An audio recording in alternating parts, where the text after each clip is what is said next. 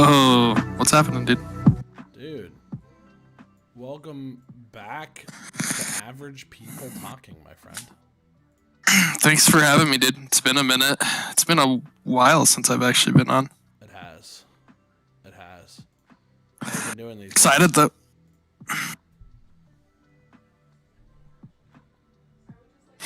Yeah. What are you saying over there, Peanut Gallery? I said I would just like to say that Liam is a loser. Got him. You mean that I'm a loser at... Well, you made a post in your Discord. I think we've actually talked about this a little bit before, but it was kind of like, at least the baseline point, being offended is like, it's like a nothing. It's not something that we should respect, I think is the general thing that I took from it. Okay. I was initially inclined to disagree with that premise, and so that's what I hope we talk about today. Why we disagree. That is what we're going to talk about. So, I'm realizing my camera's kind of all off, too. That's a little better. That's a little better. I want to start with two clips to share with the class as well. So, I'm going to share my screen in Discord for you so you can watch along with the stream, because I know it gets weird when you can't do that. Yeah. But... Wait, why is your picture of like a hot dude? What? What? I'm cutting out. I'm getting lagged today. This is weird. Stream just like some video of some dude, like hot dude talking. My stream is that? Yeah. Yeah, that's all I see on your stream right now. It's just some hot dude talking. Does he have a beard? Yeah, he does have a beard. Oh, what a legend, dude. Yeah. What a legend. Alright, yeah, I can see your screen. Okay, cool. I'm gonna switch the stream so that the audience can see real quick. And so part of the reason for this, and why I have such a strong feeling about it, I guess we should start with this, with what the actual quote is. The quote that I shared and posted in my Discord is, it's now this is from Stephen Fry, somebody I admire quite a bit. And he says, it's now very common to hear people say, I'm rather offended by that, as if it gives them certain rights. It's no more than a whine. I find that offensive. It has no meaning. It has no purpose. It has no reason to be respected as a phrase. I'm offended by that. Well, so fucking what? That's the one. That's the legendary quote by somebody I really enjoy named Stephen Fry. And I'm going to put you in an interesting binding position, I think, with these couple of videos that are going to be from two opposite ends of the spectrum. But let's start with this video first.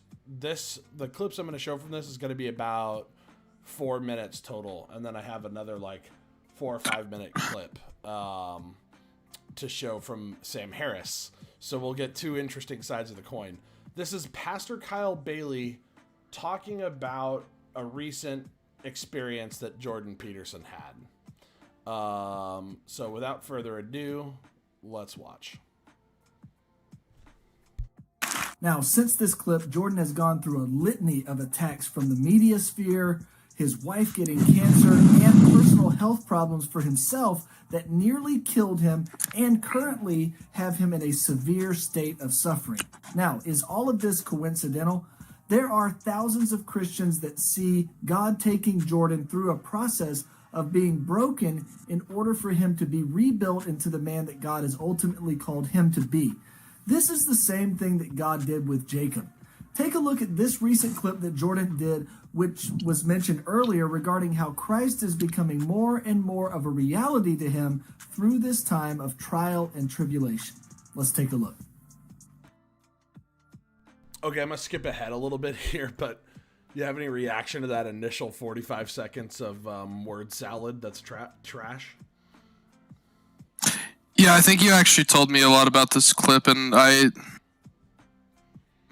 Yeah. Pretty interesting stuff. Guys going through a really bad time, regardless of what your opinions are on Jordan B. Peterson, and you're like, My God's so awesome, he's making his life miserable on purpose so that he can believe in me. What? Yeah. Yeah, exactly. What? It's pretty fucking wild, dude. It's just funny to me. But all right, here's the rest of it. This is the moment where Jordan Peterson, he went kind of viral for this if you've never seen this, but he seems to have a on-air representation of a very struggle that he's kind of going through, and it's interesting. So let's check it out. Yeah. But I don't know. Okay. I'm amazed at my own belief, and I don't understand it. Like, because I've seen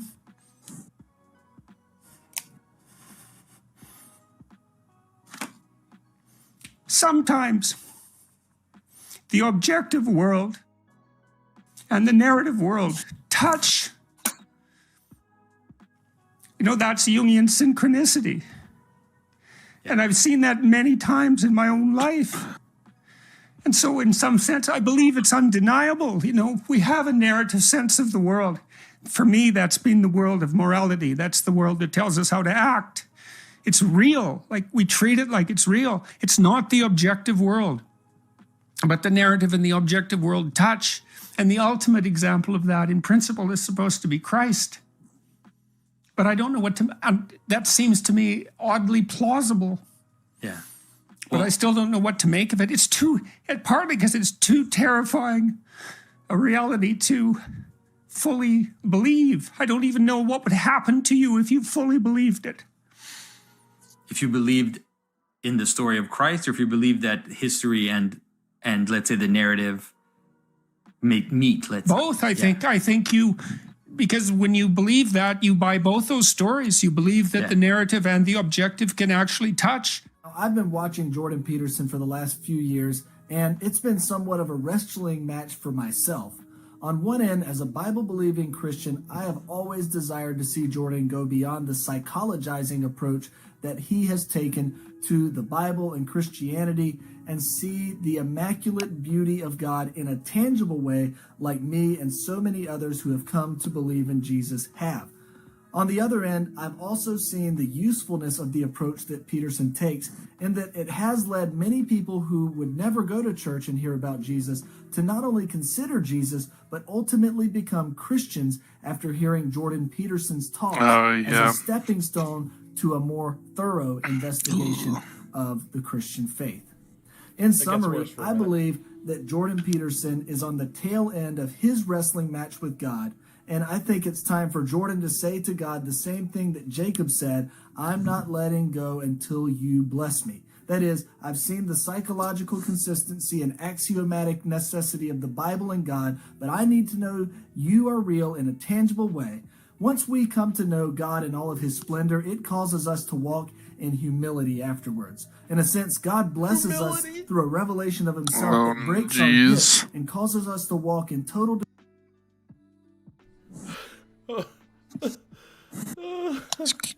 This guy's pretty smelly. Reeks of bullshit. Humility. Humility, he says. Oh, man. That's good stuff. Very yikes. So, hopefully I can get to this relatively quickly. And say against their behavior in moral terms, apart from his own faith-based claim that there are people in India at this moment. Most of them are Hindus, most of them therefore polytheists. Okay? In Dr. Craig's universe, no matter how good these people are, they are doomed. If you are praying to the monkey god Hanuman, you are doomed. Okay? You will be tortured in hell for eternity. Now, is there the slightest evidence for this? No. It just says so in Mark 9 and Matthew 13 and Revelation 14. Okay. So God created the cultural isolation of the Hindus. Okay. He engineered the circumstance of their deaths in ignorance of revelation. And then he created the penalty for this ignorance, which is an eternity of conscious torment in fire. Okay, Okay, on the other hand, on Dr. Craig's account, your run-of-the-mill serial killer in America, okay, who spent his life raping and torturing children, need only come to God, come to Jesus on death row, and after a final meal of fried chicken, he's going to spend an eternity in heaven after death. Okay, one thing should be crystal clear to you. This vision of life has absolutely nothing to do with moral accountability. Okay, and please notice the double standard that people like Dr. Craig use to exonerate God from all this evil. Okay, we're told that God is loving and kind and just and intrinsically good. But when someone like myself points out the rather obvious and compelling evidence that God is cruel and unjust because he visits suffering on innocent people of a scope and scale that would embarrass the most ambitious psychopath, okay, we're told that God is mysterious. Okay, who can understand God's will? Okay, and yet this is precisely, this merely human understanding of God's will is precisely what believers use to establish his goodness in the first place. You know, something good happens to a Christian. He feels some bliss while praying, say, or he sees some positive change in his life, and we're told that God is good. Okay, but when children by the tens of thousands are torn from their parents' arms and drowned, we're told that God is mysterious. Okay, this is how you play tennis without the net. Okay, and I want to suggest to you that it is not only tiresome when otherwise intelligent people speak this way, it is morally reprehensible. Okay, this kind of faith is the perfection of narcissism. I mean, God loves me, don't you know? He cured me of my eczema. Don't you know? He makes me feel so good while singing in church. And just when we had given up hope, he found a banker who was willing to reduce my mother's mortgage. Okay. Given all that this God of yours does not accomplish in the lives of others, given the misery that's being imposed on some helpless child at this instant, this kind of faith is obscene. Okay, to think in this way is to fail to reason honestly or to care sufficiently about the suffering of other human beings. And if God is good and loving and just and kind, and he wanted to guide us morally with a book, why give us a book that supports slavery? Why give us a book that admonishes us to kill people for imaginary crimes like witchcraft? Now, of course, there's a way of not taking these questions to heart. Okay, I think you pretty much get the gist of it. I think that's pretty combustible material there for Harris, right? I mean, that's some solid. A lot of people would be incredibly offended by what he said. Absolutely. On the flip side, I find myself rather offended by Pastor Kyle Bailey. Absolutely. And in neither case do I think it matters, and I don't get a right to complain about that offense, which is my kind of default position. So I think this is the dichotomy I want to posit to you, and I don't think, for the sake of logical argument, I don't believe it is a false dichotomy. And I think I know what your argument might be against it, but I just want you to consider the following, okay? Sure. You may have never seen Star Trek in a whole lot of detail, but you're probably familiar with the logical Vulcans. Yeah, to some extent. They're all about logic, right? They purge emotions very early in Vulcan life. They view it as an unnecessary evolution from their earlier ancestors, and they get rid of it because it's just not useful. The only thing that matters is logic and coming to the right conclusion and finding truth. So as a result, there is no such thing as taking offense in Vulcan culture. I think on some level, what Star Trek was trying to point out is that there is a when it comes to finding out what's accurate and what's true, there really is only just this one path. Emotions are, in fact, in the way. And that includes the emotion of offense or indignation, right? They will reliably blind you from being able to see truth. And in fact, will often actually cause you to continue to believe false things, false beliefs. And if maybe I'm wrong about that, right? But I do think that I don't think there's any amount of emotional understanding that is a reliable surrogate or conduit for truth. Without question, I think the case can be made rather clearly and plainly that you just don't get truth out of emotions ever. So as a result of that, the dichotomy is, if truth is actually our primary value, the only thing offense serves, in my view, is a time waster. You can spend as long as you want being offended, right? But all you're doing is wasting time still not figuring out what's true. Because maybe the thing that you're offended about is correct or not correct. Being offended won't help you figure that out. You're going to have to do some arguments and some digging and examine evidence and look at the logic of the situation. Does that make sense? Am I drawing a fair dichotomy, do you think? I think I understand what you're saying, and I think I take issue with a couple of points. So one thing that I heard you say is that if truth is to be our primary value. Correct. So why is that our primary value?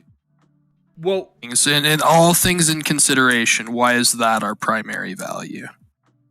I would say when would it ever be advantageous to not know what's true in a situation? Like, I know it's not really fair to ask a question for a question, but I'm trying to figure out in what situation would you ever want to value anything over truth? Like, how do I even know what's good or what's better for me if I don't know what's true? Have you heard of blissful ignorance? Right, but I can be blissfully ignorant as I'm being killed before I can pass on my genes, therefore end of my genes. I'm not sure I caught that point. You can be blissfully ignorant when you're about to be killed. Of what? Blissfully ignorant of what? Like the act of you being killed? To the threat. Yeah. Yeah. Sure. But I think there's situations like we live in a world where emotions are very clearly attached to the human condition. I think that's a probably fair point to make. And if we live in a society where truth is the utmost held value, and we don't give any suffering some like known information might have to an individual. For example, let's say a friend that you had maybe betrayed your trust in some sort of way. And maybe you found out about it, but you don't know like the full extent of just how deeply they betrayed your trust. Maybe that full betrayal of trust is a lot more damaging to your mental well-being, knowing about the full extent of it rather than just getting the gist and moving on from it. It's situations like that where I think if we're going to reduce suffering, which I think value, I think sometimes it is important to consider human emotions, especially in a real world setting. So I keep still getting these random audio cutouts, and I don't know if it's my connection or what. But so I think what I'm picking up that you're saying is you actually are putting well-being as your supreme value. Yes. The well-being of conscious creatures. Yes. My question is, how do you know what well-being of conscious creatures is capable of if you don't have a reliable way to discover truth. If I don't know what's true, I can't know, I can't reliably work towards the good. Sure, I would agree with that as a general premise when it comes to uncovering things about, ways we ought to live, ways we ought to treat others, things like that. But I think as a general premise, especially in the small scope of our lives compared to the grand scheme of the universe here, I think there's some things that people would rather not know the extent of, especially in their personal relationships with others. And I think I get what you're saying. And I think obviously in a place of argumentation and trying to uncover the truth, obviously emotions do not have a place. So okay, what's funny about this, and I think you're actually gonna laugh, you're actually on the side of Jordan Peterson and his legendary debate over what is true with Sam Harris, and I don't think you even realize it. Yeah, I mean, that is pretty comical. So let me elaborate on it, right? They had this big, long debate over truth. Their podcast was, I think, 2 full hours where they did not get off of the point of what is truth. And the reason that they were disagreeing on this point is Jordan Peterson's argument, insofar as I can articulate it, which granted those two are elaborate philosophers that say a whole lot of words, so I'll try to condense it as much as I can. But his point's essentially this, right? Sometimes Sam Harris will say maybe there are some truths that aren't worth knowing. For example, it could be that the entire destruction of conscious life on Earth will be the result of us discovering the truth regarding the energy stored inside an atom. Right? Like, that could be the truth that ends up destroying all conscious life, and then our universe could collapse back to a point. Life never has the opportunity to emerge again in this universe. We were our only shot, and we destroyed ourselves because we uncovered a truth that was our ultimate ending, right? Mm-hmm. And so that would be a truth that might not be worth knowing, because not knowing that truth would mean the continuation of our species, versus knowing that truth could be the end of our species, right? Right. Jordan tried to argue it from the point of, if it were so, that it ultimately, from the standpoint of evolution, if it were so that it did end up being the resulting end of our species, that it's actually not true. In other words, he has this weird thing where he's tying truth to the well-being of conscious creatures, and I think this is the fundamental debate of their value system, right? Because Harris is saying that, you can figure out objective values for well-being without the need for any bullshit or narrative or any of that, and Peterson's point is essentially what's true is only what continues the well-being of conscious creatures. Okay, see, that's not something that I'm on board with. It sounds like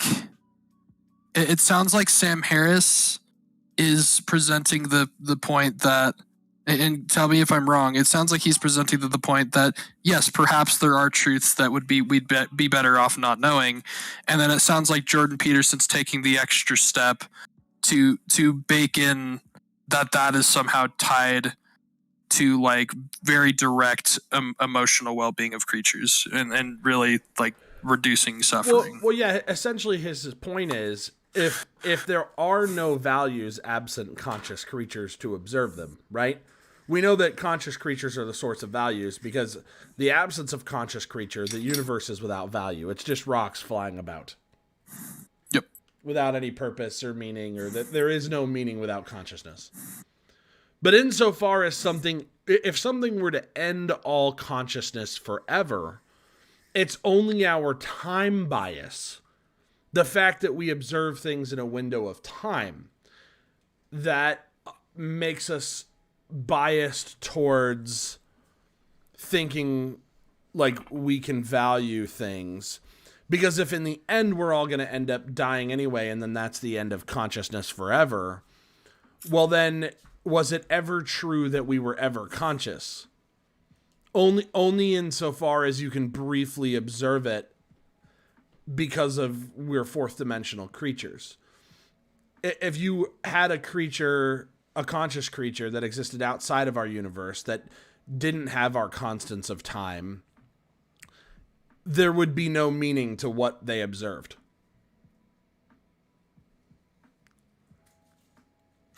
I guess what would be the definition of meaning at that point? Because I think that's where I get a little bit lost there. Well, that's the point. Meaning, we're skirting around the edges of what's tough to describe in language, because some of this are just a priori, properly basic beliefs. I think, therefore I am, is the first step towards meaning. The lights are on rather than the lights not being on, therefore something. It means something, sure, as opposed to just nothingness. Because whether the universe was full of matter, if there was nothing there to observe it, well then the universe is actually absent anything. Yeah. Yeah, I would have a hard time disagreeing with that point. But what makes it complicated is part of why we feel that way is because we're conscious for our limited time on this universe, right? Yes. And so the question is, if ultimately our species evolves, emerges, life emerges, we evolve, we live, we're conscious in our very limited way, but then eventually we die off and something ends our species so that we don't carry on into eternity. And then our universe eventually, collapses back down into a point, ceasing to exist, which obviously this would depend on a lot of other things being true, right? But if another being in another universe observed all this, what would be the meaning? What would be true about that universe where they would have no ability to understand our time concept, right? Because their universal constants might be different, right? Like this whole universe could just be meaningless at that point. Born, die, whatever happened during it, no purpose behind it. And anything else observed, it would just be a physical, like we're just a physical property of whatever the universe was in the end. Because anybody that would be able to be conscious enough to convey a message is now no longer in that view. And that's hard to think about because it's like, what would it mean to exist outside of it? But ultimately, that's where it's like, if something, I think Jordan Peterson, that's what he's kind of teetering with when he says that something that would end our life as we know it can't be true.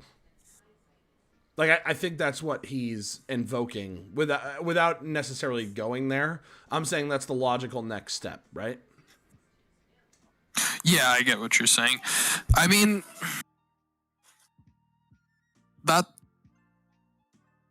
maybe to me, it almost seems like that takes it to a point where it's like, what's even the point of talking about offense? Because if you boil it down to that point, precisely. So my point is on Jordan Peterson's view, right? If something requires the continuation of conscious life as a sticking point for truth, right? If that's a necessary condition for truth to be truth, well then,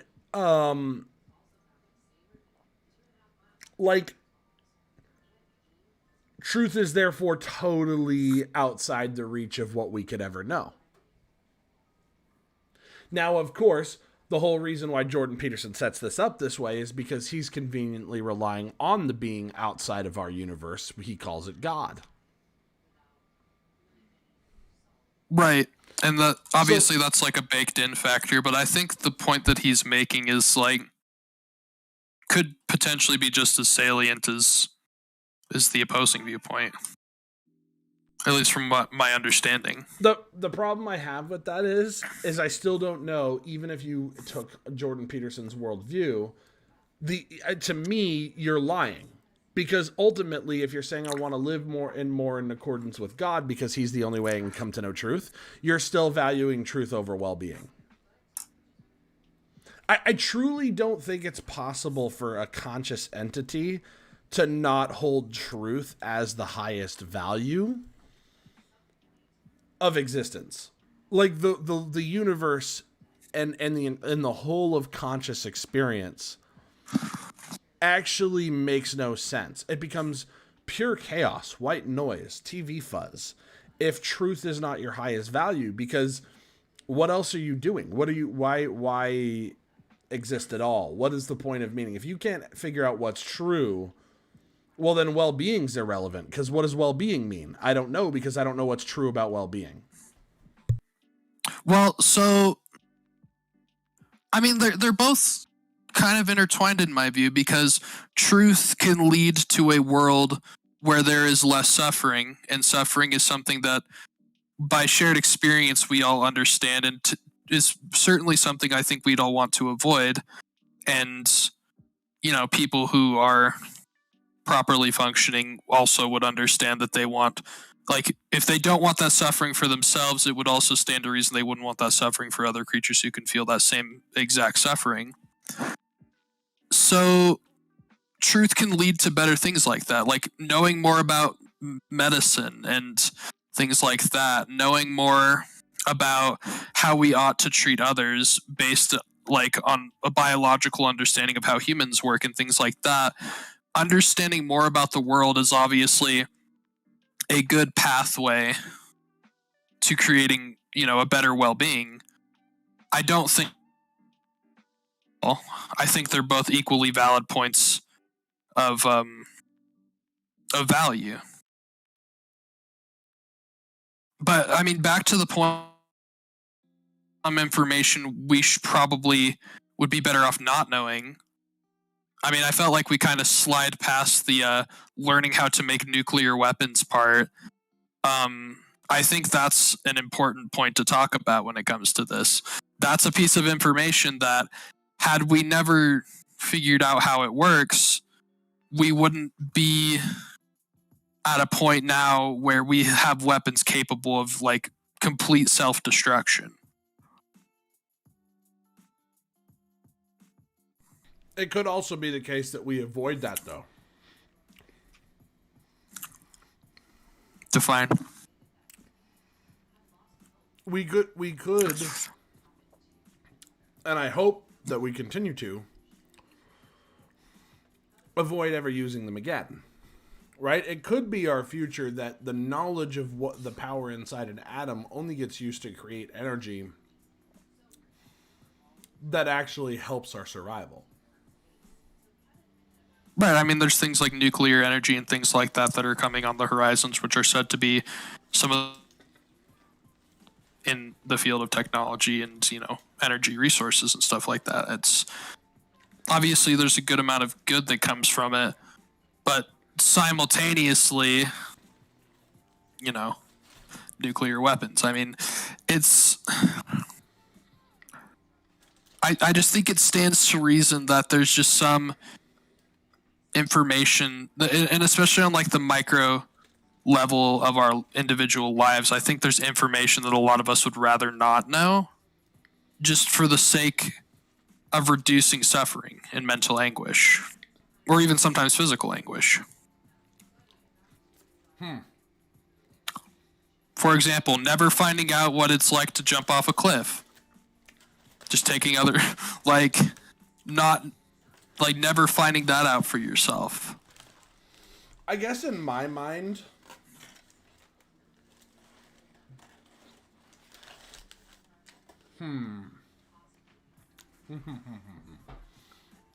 I think I see where you're coming.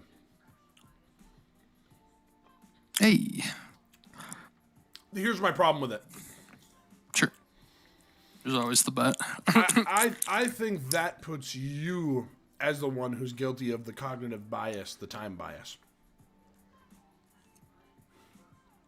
Right? Because what you're saying is my consciousness is eventually going to end. Absolutely.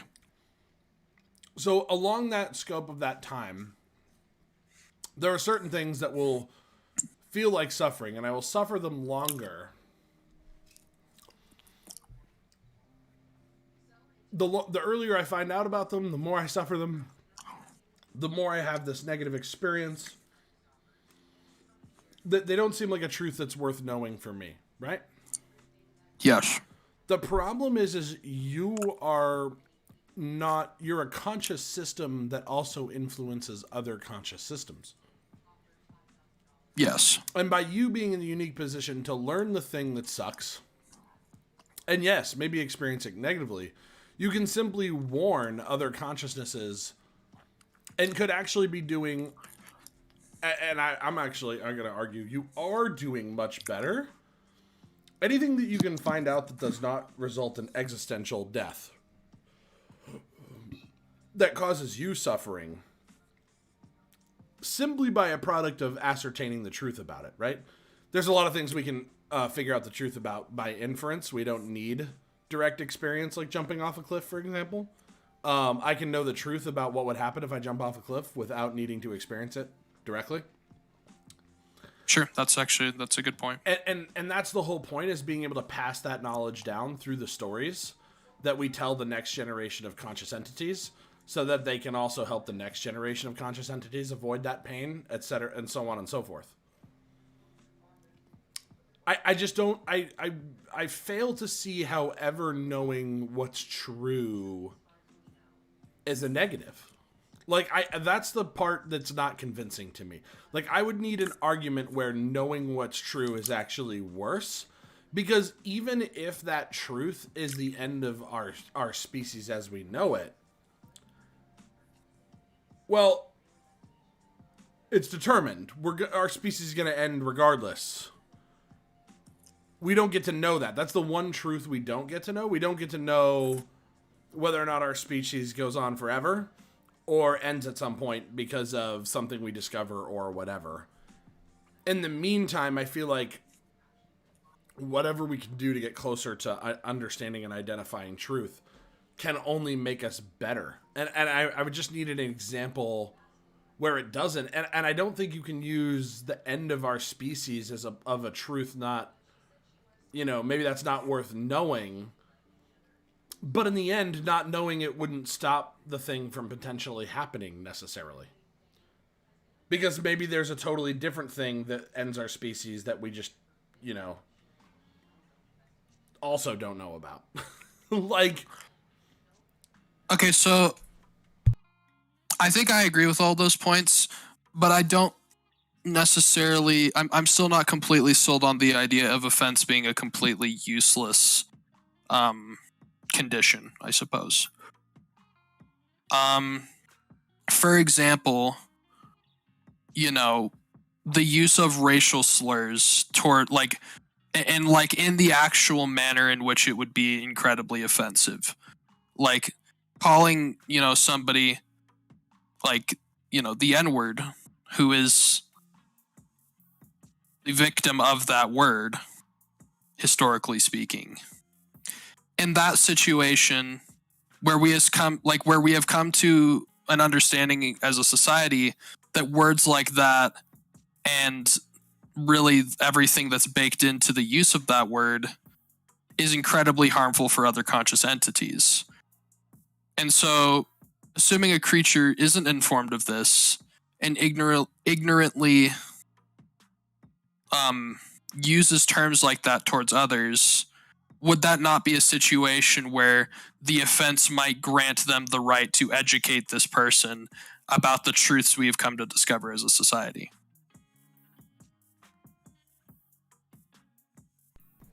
Aha. So, here's the problem. This is what I was hoping we would get to. Hold on, I need a drink. I need a drink too. You should get me one.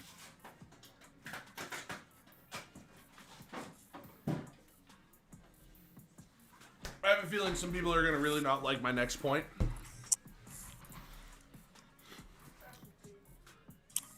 Well, Okay. you better tell Micah to close her ears.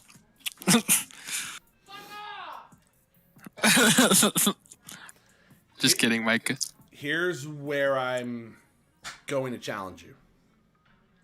Go for it. Fundamentally, the situation you were describing is the emotion that we feel offense. You're saying here's a moment where that emotion is validly linked to an actual threat. Yeah. Somebody who's using the N-word against you fundamentally thinks that you should be treated as subhuman garbage if allowed to live at all. Okay. Great. So me and that person are at a fundamental conflict regarding our values and regarding our needs and well-being. What are the two ways to resolve conflict? It's either conversation or fighting. Conversation or violence. And offense, I don't know how you look at it any other way. Offense puts us on the path toward violence. It's the first step, if any. Taking offense is saying, I don't feel like I can continue this conversation productively, so I'm going to take some kind of first step towards violent action and see if I can overpower you. I'll either do that by ignoring you, shutting you down and not listening to you, not continuing the conversation and taking myself out of it, or what a lot of people do, and this is especially true in the modern liberal context, I'm going to get 30 of my friends that are totally on my side and will overpower you through manpower. And then you'll feel like you're overpowered, and that's the only reason why you give it up. You don't actually change your mind, and we don't continue the discussion. Okay, so, well, I guess let me try and make this point. That emotions can cause suffering.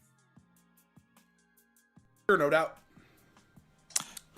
Sure. So, offense as an emotion, I would argue, is an emotion that can cause suffering.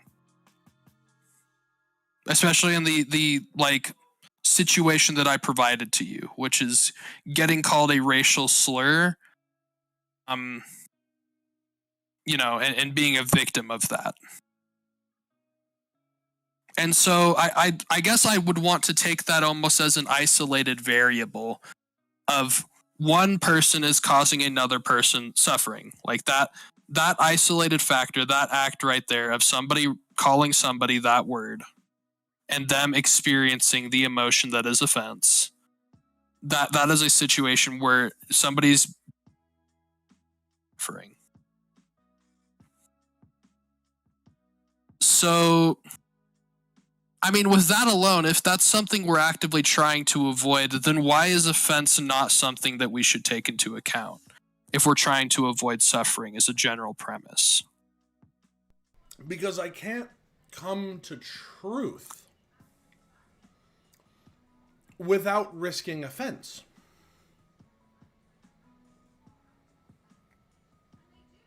So, no, because At some point. but you can cause offense in a context other than that. The understanding that we've come to as a society, when somebody's ignorant of those like societal beliefs that we've all come to understand, and they cause somebody offense as a result of that ignorance, is that not something that we should be quick to condemn? And I don't want to necessarily say condemn, but rather help them understand why that is wrong. Is that not ascertaining truth? And do we not also risk offense of that individual? Because currently they value white people over black people. Do we not risk offense of their view of reality by telling them what we think is our truth. Because right now they're convinced of a truth that they see, which is that I'm human and I'm valuable, and that black person is not human and therefore not valuable. See, I think the problem, what's convenient about modern context, is so much of this work has already been done that it separates us from the philosophical underpinnings. There's so many layers of culture and language and understanding riding on top of the ultimate conflict. At the end of the day, there is still just underneath this whole situation conflict. Their version of truth and mine, one of those two, one person's got the correct argument. One person has the right idea. But I guess that's my point, is that why does it not matter if somebody's offended? Why are we saying that doesn't matter when in fact that is a stepping stone towards truth in and of itself? No. Okay. All right. So I think what we're having is a disagreement over language. Okay. I'm talking about the offense taken where someone uses that as a reason to not continue discussing with that person. Oh, sure. Okay, so the person, like, I guess perfect. Let's just go back to my video examples because I want to make the point of how this ties in, right? Sure. If I said most of what Dr. Harris said in that debate to your average Christian, they're going to be pissed off. Absolutely. I more or less did do it to our mutual friend that you know who I'm talking about. I don't want to bring up his name. Yep. And he did get offended, and I had to almost beg him to continue the discussion, and I think you were there that night. Yes. And the thing is, one of the two of us is right. And fundamentally, our ideas are in conflict with each other. They can't both be true. God cannot both exist and not exist. That's a logical impossibility. Therefore, one person has the correct answer.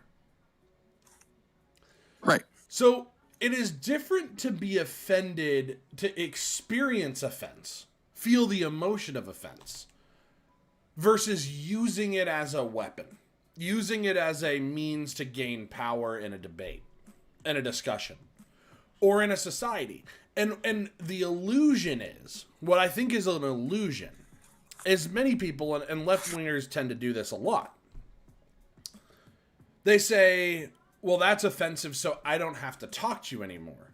And the only reason why that works is because they're relying on the monopoly on violence that the state has.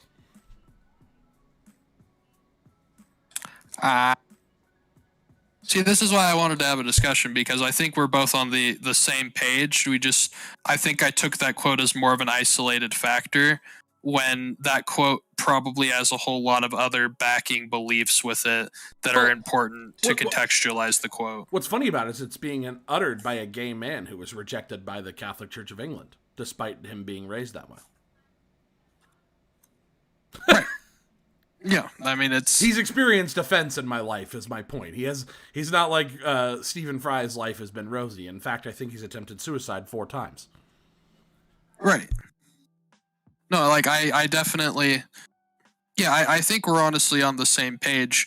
There was probably a lot of, contextual information to the quote. Yeah. Because like I said, I think offense is something we should avoid to cause, assuming that it's a situation where it's not useful, like calling somebody a racial slur. It's not really. I think what you're suggesting is, when it comes to I think we get to the crux of it, which is perfect timing. Okay, because I think what you're saying is, and this is where I thought we would get to, and I'm pretty sure it's where our disagreements diverge.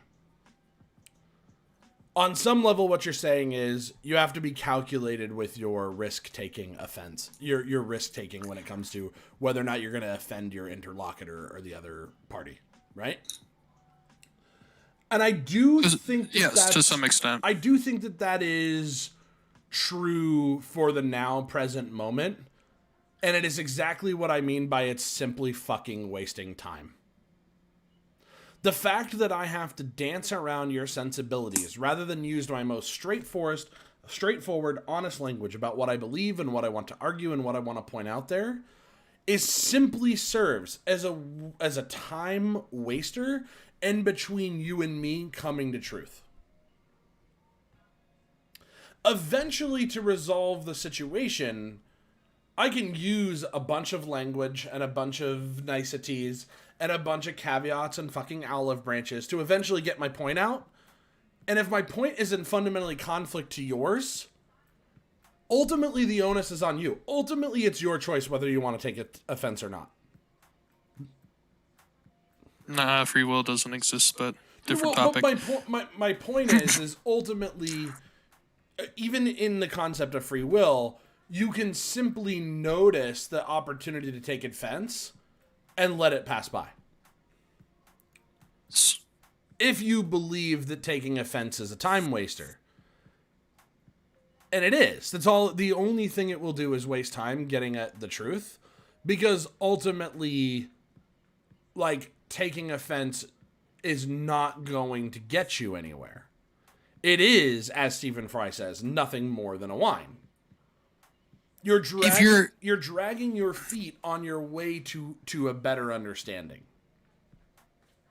I agree with that if everybody's participating in good faith. But the example I had brought up, the person calling the other person a racial slur, I think is very clearly a situation, especially in today's day and age, where they are not participating in good faith. See, I don't agree with that. Calling somebody a racial slur, so I guess the question is, why would somebody call somebody else a racial slur? If they genuinely believe that that person is not deserving of rights. The problem that you have is there is a conflict of ideas. We're talking about the wrong ones because this is what liberals do, right? The person throws the racial slur at them and they go, "You shouldn't call me that because it's offensive." And then when the person's like, "I don't give a fuck that you're offended," what's the person do next? They reach for the violence. They get as many of their other friends as they can to muscle that person down and beat them into submission. Has that person actually changed their views? No, they've just now gotten quiet about them and kept them to themselves. Again, this is what happens when you are relying on state violence and mob violence to maintain a temporary peace instead of actually getting to a conflict resolution.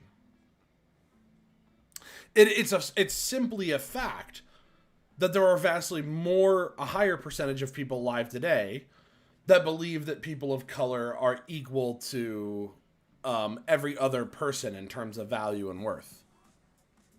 That's a belief that it has a much higher level of subscribing than 150 years ago. Okay, I think I see your somebody a racial slur. That would be not participating in good faith. Because you cut out. Hit that one more time. I said if you were to refer to somebody as a racial slur, that would be not participating in good faith. Or myself as well. So I think you're saying somebody that doesn't have that belief fundamentally, correct, if they use it,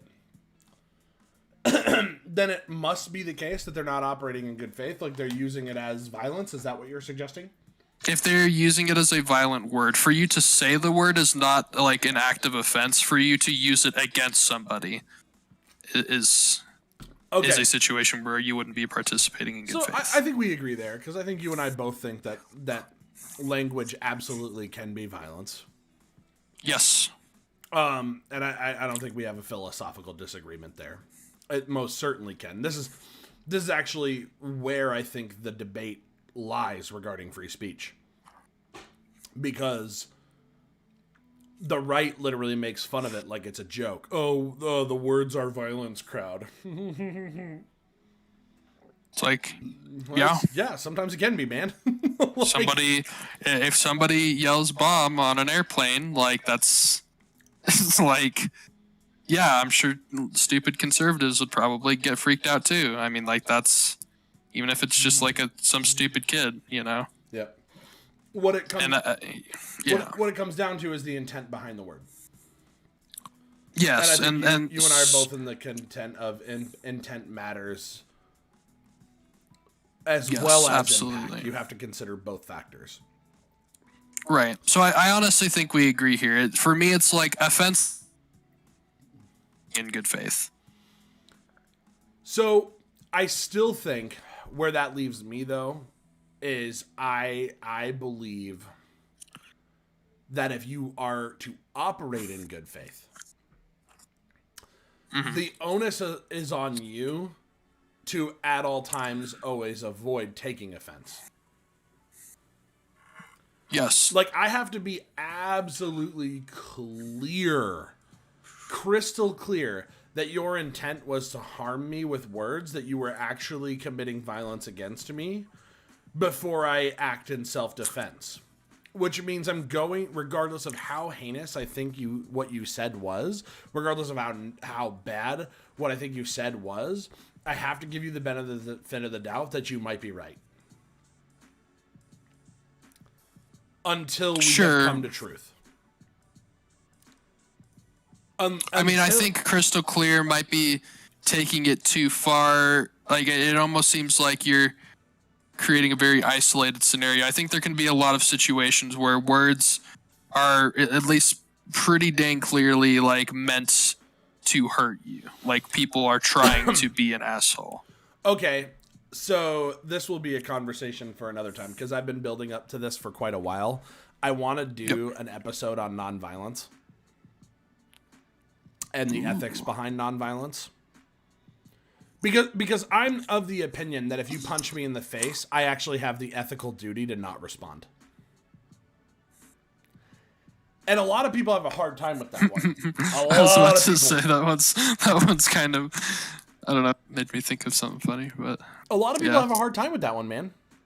And the reason I say that is because for me to respond with violence, I have to believe that your intent is to kill me. Absolutely. Otherwise, any step that I take in that situation, if it's adding to the violence of the conflict, I am simply just at that point being unethical. I mean, how sure do you need to be? You can't read people's minds. If somebody's like actively punching you in the face multiple times in a row, you can probably safely assume they're trying to do some serious damage to you.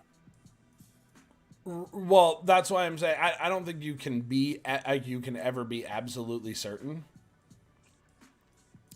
Right. And so maybe absolute certainty is not the word, but rather like certain enough by your own perspective that they're going Certain enough that my harming you. only option is to respond in violence to save my life. Yes. Otherwise, if there is any other action available for me to take that keeps me alive without responding in violence, that is the de-escalatory move, and that is the move that I should take. Yes. Ethically speaking. And that's a tough one for people because people feel like their right to self-defense, that when they're pressed on this philosophically, they crumble fairly quickly. Yeah. Because some people think it's like, well, there's obviously the dumb right-winger opinion, which is, oh, somebody came on my property without my permission and then didn't leave when I said some words, so then I shot them. Yeah, like, no, you're an asshole. Yeah, well, not just an asshole, like a murderer by all accounts. Yeah, except in the United States, that's perfectly legal. Usually. Right, which is fucked. But Yeah, completely fucked. And that's, I think really my I really want to do a full meaty 2-hour like episode on my ultimate principle of nonviolence. That would be a good one to do. Because I think it's the crux of this debate on offense. Right, I think nonviolence is probably more base level than the non-offense thing. Offense is just another form of it. Offense. I think what we were debating is, when is offense violence versus, and that's the hard part for me. I don't think it ever is not violence. I think there's just moments where it is time to be offended and actually act on that offense. When it's clear that the other person is actually trying to destroy you. If there's any hope for good faith, then you spending any length of time being offended is just stopping you from resolving the conflict that you are having. Sure. Which is why, I think we agree. Which is why, audience, I'm offended by that. Well, so fucking what? Unless somebody's trying to kill you, then you're allowed to be offended. Yeah, then it's cool. Yeah. All right, cool. I think this was a good discussion. I think we learned something. Yeah, absolutely. All right. I figured it would go. I didn't think we disagreed so vehemently that it would actually be like a very difficult conversation to get through. I think there was just a few sticking points. Like, it's like a perspective thing, right? Like, having more perspective on a situation and understanding how somebody else sees it is like a very good thing to do. On that note, you're gonna laugh at the context of this. I know you gotta run, so I'll give you this in like 2 minutes. Do it. If you didn't listen to last week's episode too much, I did a little bit, but not too much, no. Essentially what the catalyst for last week's episode is I commented on someone's Facebook page. Yep. I remember this. Regarding, they were essentially defending their belief in something that's clearly magical to me and not based in reason or truth. Yeah. And when I attempted to point out the danger or potential harms of that, this person, rather than exploring our difference, relied on the typical thing that most people do in the current world, which is, you're offending me. I don't have to listen to it. But they went even further, Liam. Oh boy. They accused me of proselytizing my logic. They literally accused me of proselytizing logic itself. Yeah. And this is the critical misunderstanding and why I continue to say that all of our problems stem from the philosophical. If you don't understand that reason and logic are the basis for all human knowledge, because we're not teaching it in school clearly early enough, definitely not. Like then you're just going to utter some fucking stupid nonsense like that. And I'm going to have to risk offending you because clearly you don't understand where knowledge comes from or how it's added to and gained over the centuries. You know? Like, yeah. One of us is right. You can sit there and be offended all you want, but whether or not our friend is a psychic, our mutual friend, the other person that was in this post, the truth about that's going to come out eventually. And you can be offended today. Your time bias is allowing you to block me on Facebook and avoid the conflict. Turns out you're going to try to make a prediction based on your psychic powers. It's going to fail. And then the truth will quite literally be, you will come face to face with it. And I have a friend who does that shit too. And I will have been right the entire time. And so all you did by being offended was waste time. You could have gotten the truth right then and there. You know, it's a weird position for me because obviously I agree with you on a lot of pretty much, I mean, most points were not vehemently disagreed on, if not agreed on. But man, you walk a lonely road by living by those beliefs, my dude. I'm aware. A lonely road, a Dude, road that only a true hero can walk. It's really challenging to have such a commitment to truth and honesty amid arguably the most dishonest time for humanity ever. I don't know. The Crusades were a pretty dishonest time, but you know. No, they weren't. What do you mean? They told you exactly why they were going to kill you. Either you got on your knees and said the right words, or your head was going off. Like, those were your options. It's pretty fucking honest. It's just cruel. Right, but that's like on assumptions, right? Yeah, like no, I know. I guess what I'm getting at is we live in a time where our friend group, dishonesty is baked into the fundamentals of all of our communication. Yes. Right? The only reason why we're talking to each other literally right now is we're both using a platform that is primarily funded by sneaky third parties that have their own ulterior motives rather than us being able to talk to each other. Yes. They don't actually share our motives or values. And, Only money. And exactly. And that's the problem. That's baked into every single layer of the modern human experience in the information age. That fundamental conflict, that dishonesty, that disparity between values, and which parties are being involved. I mean, it's a sneaky deception, but it is a deception. And I'm the one guy who's sitting here like, hey, you can choose to continue to be blissfully ignorant about all of this and just watch the next TikTok video. Or maybe by suffering a little bit now, you can be a lot happier later. Yeah, no, I'm sorry. You lost me there. I'm offended now. You talked shit on TikTok. Bitch. Just kidding. I actually, fun fact, completely unrelated to the stream, have not actually ever had a TikTok.